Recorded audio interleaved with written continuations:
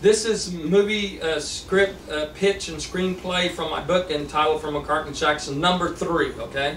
Because we have to put in segments because it's taking a little longer, and I'm trying to cut it short. Okay, where I left off is Paul McCartney was calling, but we didn't know it at the time, and because he got the message from Paul Pink, senior music producer of Capital Radio in London. So anyway, we were watching the new movie Roger Rabbit. So then after it was over, we went in there and pushed buttons, and we were listening. Okay, I said, "What's your mother want now?" You know, we were just doing the playback on the little recorder, okay? The company, HH Records recorded. It says, "Hello, hello, person call from Mr. Harold Hodges. This is an overseas call. Please pick up, please, sir." And well, who in the world is that? You know, we didn't know. And so we're listening.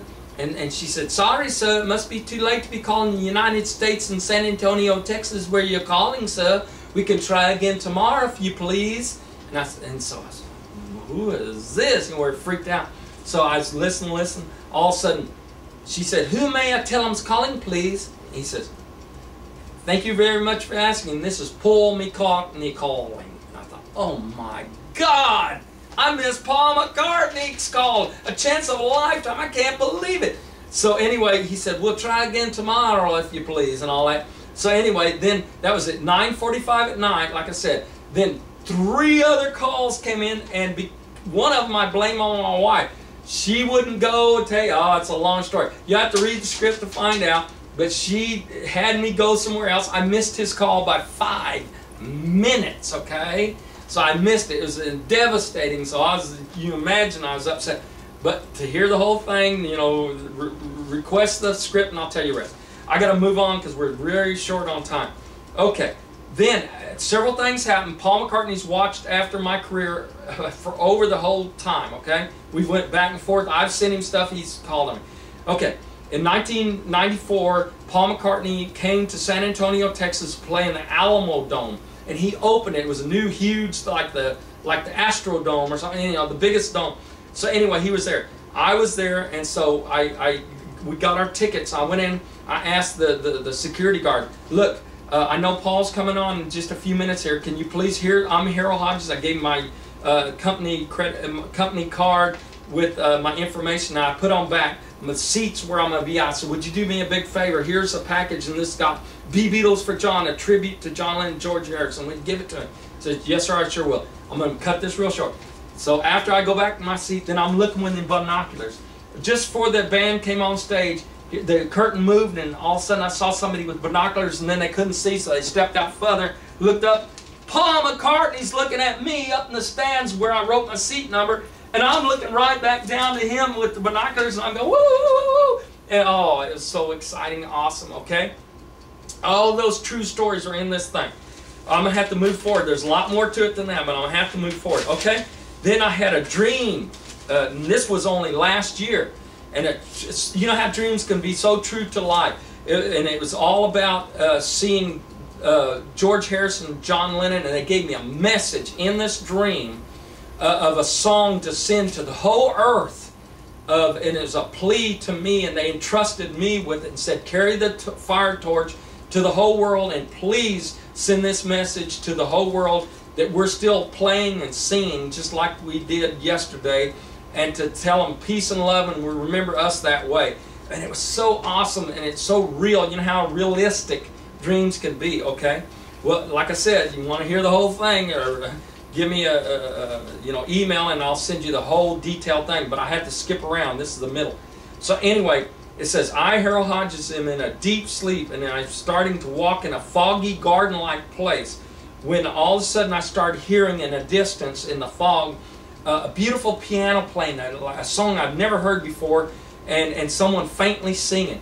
And so as I walked closer and closer to this singing and everything that I had been hearing, all of a sudden the wind blew like this and blew the fog out enough. It was still foggy, but enough where I could see who was playing piano. It was Paul McCartney playing piano, this beautiful song I'd never heard before, and he's singing. All of a sudden, out of the smoky fog came 2 other people, and it was George Harrison and John Lennon, and their guitars were on stand. They picked up and got got on them, started playing along with Paul on this beautiful song I'd never heard before. And then Ringo sat down, he jumped on his drums and started playing in unison. And the birds started singing as if they were singing with them, and it was just this beautiful melody, and it was just awesome dream, okay, and realistic. And then after the song was over, they came to me, because it was so moving to see John Lennon and George Harrison, so realistic, that in my dream, of course, there was tears coming down my face, and they said, please don't be sad. Please send this message through this new song and this dream song entitled Message from John and George from Us, and send it to the world and spread it worldwide. And please make everyone hear this. It's our message of love and peace and love from us, and please spread it around the earth today. And we're still singing and playing just like we did yesterday, and it's so awesome. So anyway, the minute I wake up from my dream, it's like, well, is this real or is this a dream? So I ran to my music room, and while I still freshly remembered it, I started playing and singing and got my guitar and wrote down everything, the chord arrangements and everything, and the song. And then I, of course, copyrighted, published it, and then I contacted a friend of mine that I worked with over 20 years, and he has a music studio there in LA. So we worked for over 3 months, and I put all the wind sounds and international voices in it, and stating everything, and the birds chirping in it that was singing along with Paul. All these sound effects, and I even went in the studio and played myself the sitar, because as a tribute to George Harrison, and it's in the front. And when you want to hear this song, you let me know, and I'll send you these this song, the MP3 of it, and everything. And it was awesome. Eric Clapton. You know, and there's Eric Clapton, hard guitar on the back. Oh, it's just awesome. So let me know, and I'm going to send you this too. Voices. And the international voices saying, from London today, this is Paul, this message from John and George. And then from Tokyo, there's a message from John and George. You know, all these things are in there, mixed in there. From down under, there's a message from John and George. You know, so because it's supposed to be a worldwide message going around the earth, and this is hot, and it's everything. Everything can be in this song. And like I said, I have over 167 songs and music tracks only, and I mean, it is awesome, and we can use all these in the movie. Okay.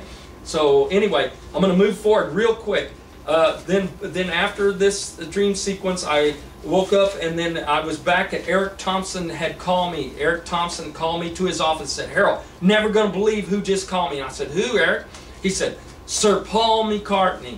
And he's got an idea. He heard that we're making a movie for McCartney and Jackson, and he knew it's going to be a hit movie, so he said he wanted to play with you as the crescendo, the ending of the movie, with you on stage, and he's going to play with his band, and you and him are going to play at the Hollywood Bowl in California. And of course we can use, you know, for yourself and us, we can use like a Beatle tribute band to play any of the parts of the Beatles, Paul McCartney, and in that, so the cost isn't prohibitive, you know. So anyway, and it's going to be awesome. So anyway, at the end there, Paul and I are both playing my Beatle tribute song, Message from John and George, and he tells the audience, okay, audience, he said, I want you to give a big hand to Harold Hodges, the one that wrote this, and a standing ovation, clapping and screaming. And we all played Message from John and George, my tribute song, and everything.